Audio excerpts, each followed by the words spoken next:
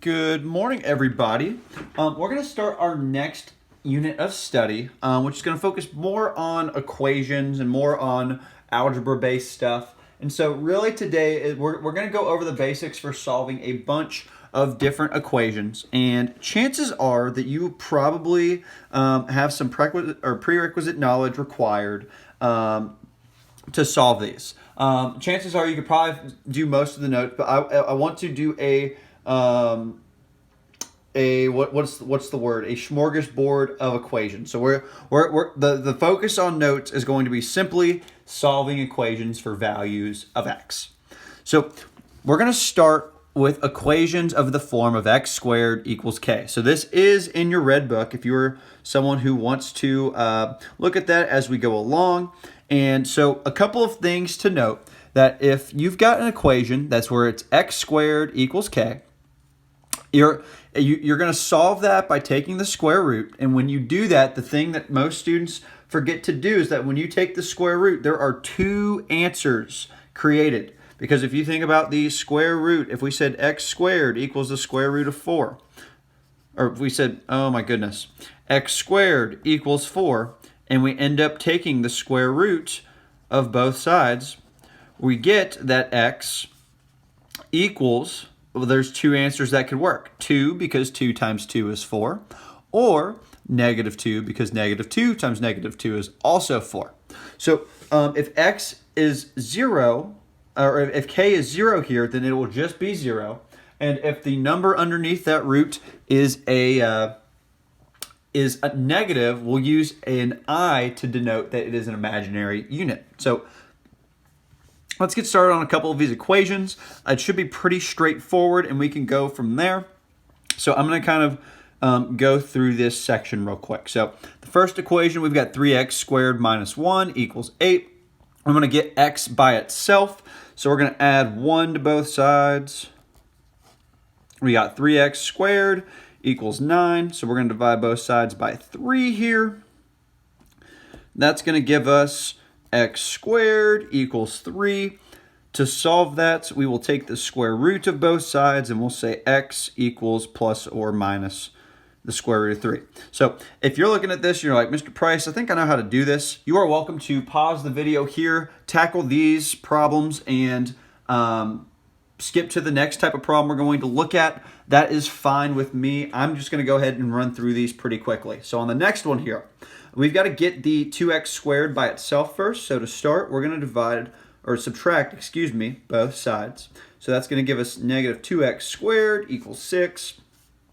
If I divide both sides by negative 2, I'm going to get x squared equals negative 3. When I take that square root there, that's going to give me x equals plus or minus the square root of 3, and we're going to put the I there to denote that that is imaginary. If you try to actually evaluate this on your calculator, it's going to say it does not exist or no real solution, because there is not a real solution there. So then the other two problems we're looking at here, we've got the quantity of x plus 3 squared equals 36. So to solve this equation, we've got to get rid of the squared. So to do that, let's see, we will go ahead and right off the bat, we'll go ahead and square root both sides. So here's the thing, when you do that, we get x plus 3 equals plus or minus 6. So when we go and solve for x here, we get x equals negative 3 plus or minus 6, and we need to evaluate what both of those answers are. So negative 3 plus 6 is going to give me 3. Negative 3 minus 6 is going to give me negative 9. And similarly on the other one here, we're going to square root both sides. We're going to get x minus 4 equals plus or minus the square root of 7. We'll add the 4 over, and we are going to leave it as that because that square root of 7 is a long decimal, and this is the simplest form to leave it in. So then let's continue looking at some different types of equations. So those were if the power was a squared. So the next thing that we're going to look at is if your power is just any number. So a couple of things here. If your power is even, if it's a 2, 4, 6, 8, so on and so forth, anytime that you have an even root, you're going to have two answers, positive, negative. If it is an odd root, you are just going to have one answer. And the reason for that has to do with the nature of positives. Like a positive times a positive gives you a positive. A negative times a negative gives you a positive. So that only happens if there are an even amount of numbers present. It works out fine with odd ones. So let's look and practice what this looks like here real quick. So like for example, if we were going to solve x cubed equals negative 27, we would take the cube root of both sides here. We want to get rid of that. So the way you get rid of the exponent is to use the root on both sides. Now, if you are someone who doesn't know those roots super well off the top of your head and you're just like, okay, well, I want to do that, you can go to math and they have a root that you can put any root of.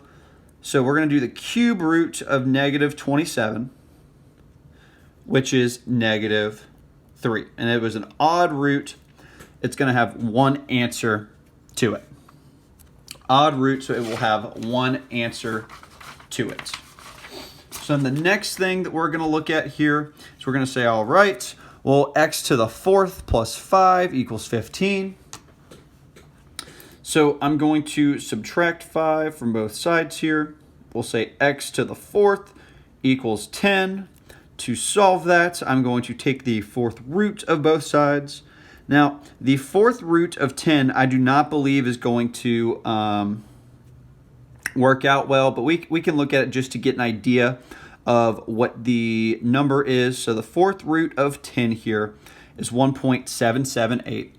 Now, because we took a 4th root, that is going to be plus or minus. We're just going to leave that as the 4th root of 10 because that's a big decimal. If you look at those answers, they will probably be listed as the 4th root of 10 because that's as simple as that radical there can get. So then let's look at one more example here. So we've got x minus 2 to the 5th power equals 11. We're going to start that off by taking the 5th root of 11.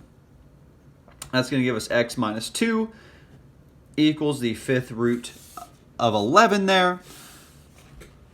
And since that's an odd root, it is just one, it's not plus or minus. It's only for even roots because of that positive times positive is a positive, negative times negative is a negative, or is a positive, excuse me. So then to solve this, we would just say x equals 2 plus the 5th root of 11. And the 5th root of 11 will not simplify. It's not a perfect root, so we are just going to leave it as such, the 5th root of 11. So let's see here. So the other type of equation that we need to look at, so you can also do this for negative exponents, but generally when you're working with negative exponents, we want to be optimist. And I say that to say we want to get rid of our negative exponents. So as a reminder, we have an exponent law that says that x to the negative n equals 1 over x to the n. X to the negative n equals 1 over x to the n. And so we're going to apply that rule to help us solve this problem. So if we got x to the negative 5th, we can do 1 over x to the 5th equals negative 1 over 32. And now this problem just becomes a matter of cross multiplying here. We've got a fraction equal to a fraction. So we're going to say 1 times 32, which is 32. X to the 5th times negative 1 equals negative x to the 5th. And before we can solve this, we need to get this x completely by itself. So we're going to multiply or divide both sides by negative 1. So we'll call that x to the 5th equals negative 32. And then we're going to solve that by taking the fifth root of both sides here. So the fifth root of 32, or negative 32 rather, the fifth root of 32, and that should be a negative 32. Come on, Mr. Price, what are you doing? Is negative 2. So that's going to be the value of x here. So let's do b. It's going to be a similar concept. Just want to make sure we have enough exposure to the problems. X to the negative fourth, we're going to use this exponent rule that says 1 over x to the fourth equals 256. Now you're probably like, well, Mr. Price, how am I supposed to cross multiply like we did on the other one? Well, the 256 has a assumed denominator of 1 here. I guess you could have also multiplied by the x to the fourth. So if we cross multiply these ones, 1 equals 256 x to the fourth. To solve for x here, we're going to divide both sides by 256 here. So that's 1 over 256 equals x to the fourth power. And let's see here. If we go and solve this by taking the fourth root of both sides, so I go math and to the fourth power of 1 over 256, that's going to give me 0.25, which is what, a quarter? So 1/4 or 1/4. And the thing that I need to remember, and by I mean all of us, even root has two answers. Even roots have two answers to them. A positive and a negative. And I guess the only exception to that is 0. So that is another type of equation overview for today that we're solving. So we've got two more. Getting a nice little smorgasbord of everything. Some of the shrimp, some of the cheese, some of the crackers, some of the broccoli. I don't know. It always made no sense to me why people brought broccoli to things. Like, it's like a Super Bowl party and they're like, oh, we're going to bring broccoli. Like, great. That's exactly what I wanted, was broccoli. Sorry about that, y'all. I'm just musing. It's Super Bowl Sunday. Some people bring broccoli to the Super Bowl, and it's just disappointing. Okay, so the next type of equation that we're looking at is we've got equations in factored form.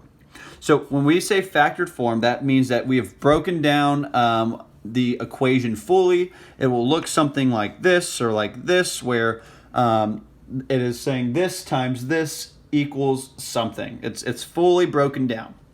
And so what we have is something it's called the null factor law. You might hear it called the zero product property rule.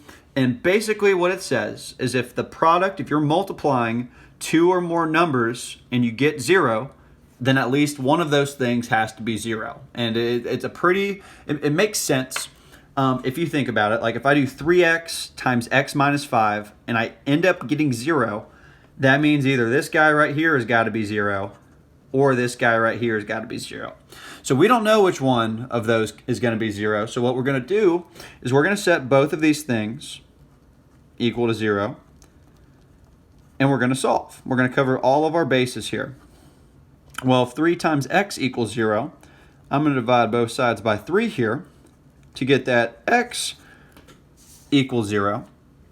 And then right here, well, I'm going to add 5 over. And that means that x is just going to equal 5. And then for the other one here, let's see, we've got x minus 4 times 3x plus 7.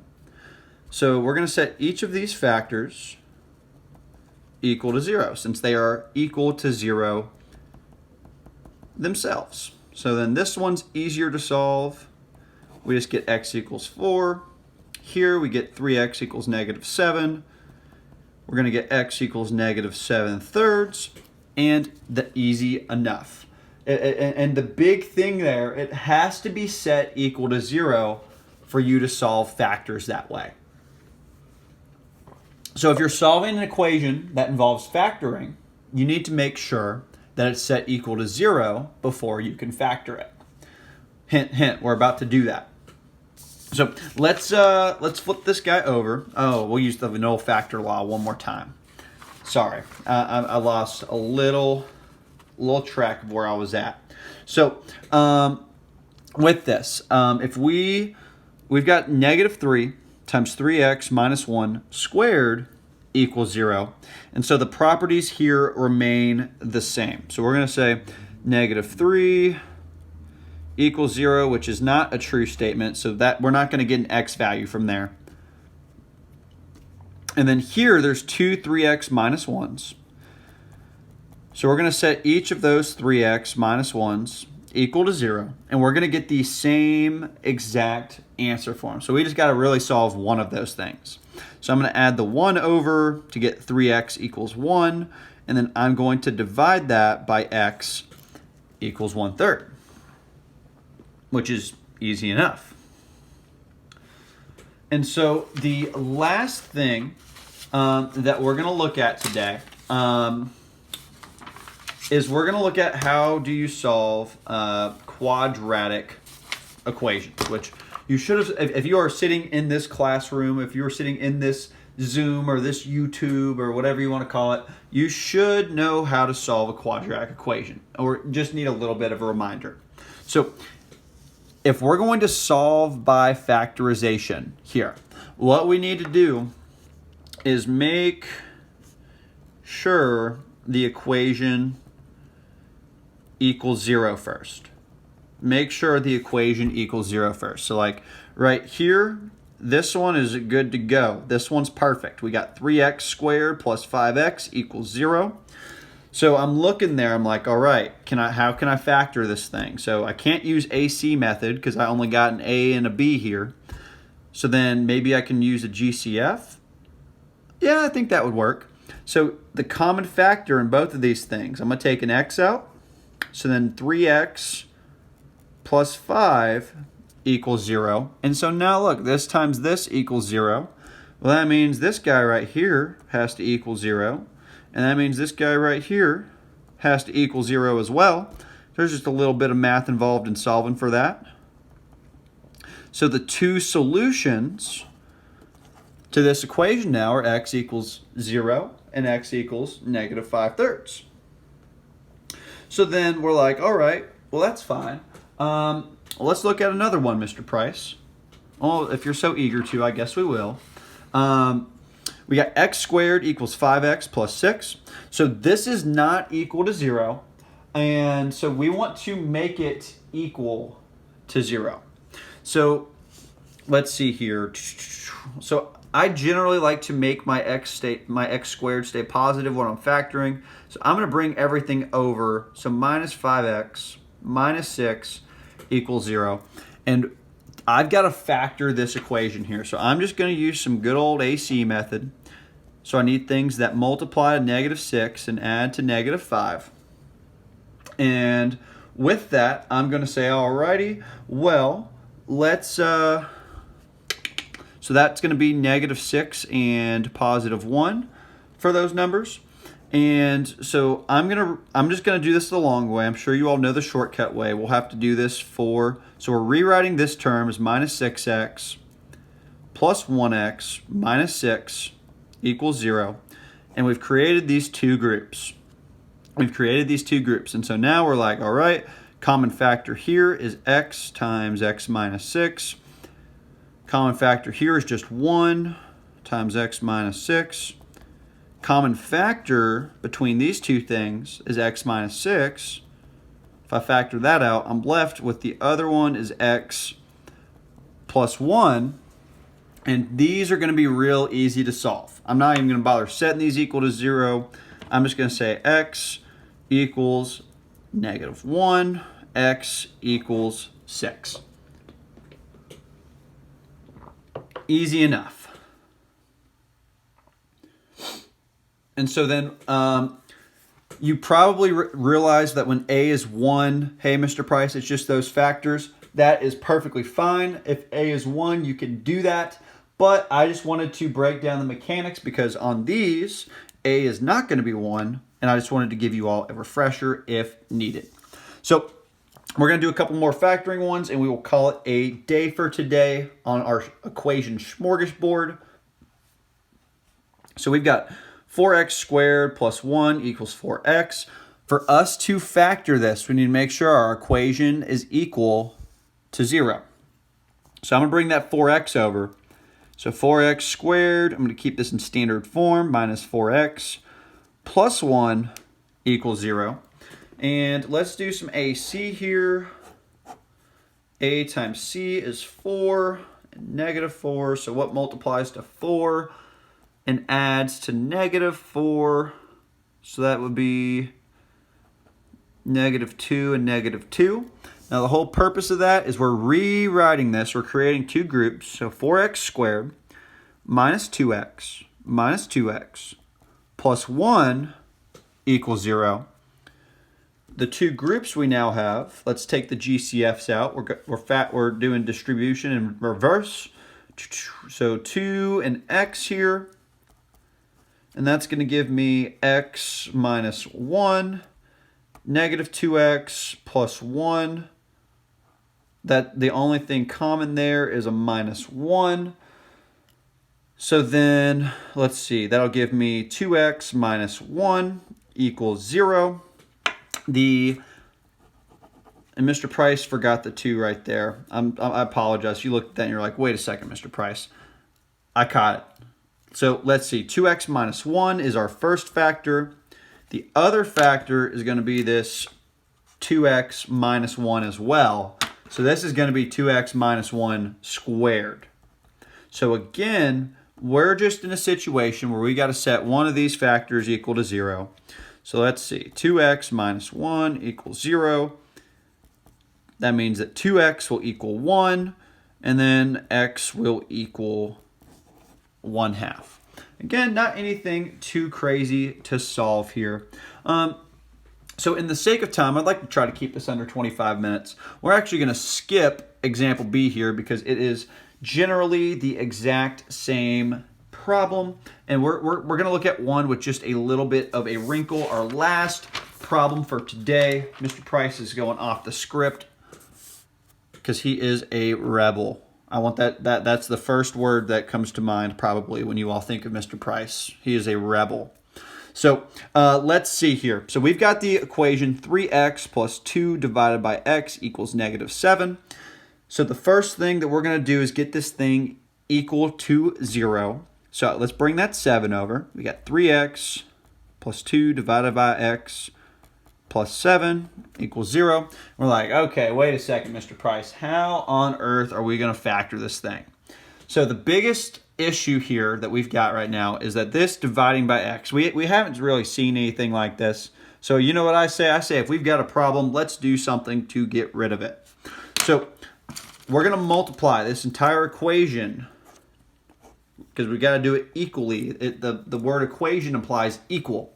We're going to multiply by x, and that's going to give us 3x squared. These x's are going to cancel out, so plus 2, and then we've got a plus 7x, and then 0 times x is still 0. And all of a sudden, we've got something we can factor. We can work with this, except we need to rewrite this so it's a, b, c. So then we can come in here and use AC method. I'm clearly taking advantage of all the room I've got here. So 3 times the 2. So we need things that multiply to 6 and add to 7. So let's see here. 1 and 6. Okay. So then let's see. We're going to rewrite that. 3x squared plus 6x plus 1x plus 2 equals 0. We got these two groups that we've created. We've got, okay, there's a 3 common here and an x common here. So x plus 2. And then 1x and 2, the only thing that's common between those two is a 1. So let's see here. The common factor to factor out here is x plus 2. The other factor that we've got is 3x plus 1. So we have factorized this thing. That sounds like a fancy word, factorized. So we're going to say x plus 2 here equals 0. We're going to say 3x plus 1 equals 0.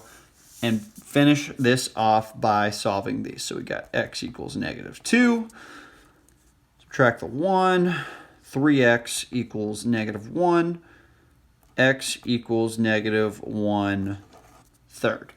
So that concludes our equation smorgasbord. I hope that you leave today feeling full off of the equation sampler that we went over. And as always, if you all have any questions, please let me know. We can definitely schedule a time on Zoom to talk about it. So if you all need anything else, let me know. And other than that, have a good rest of your Monday. Bye.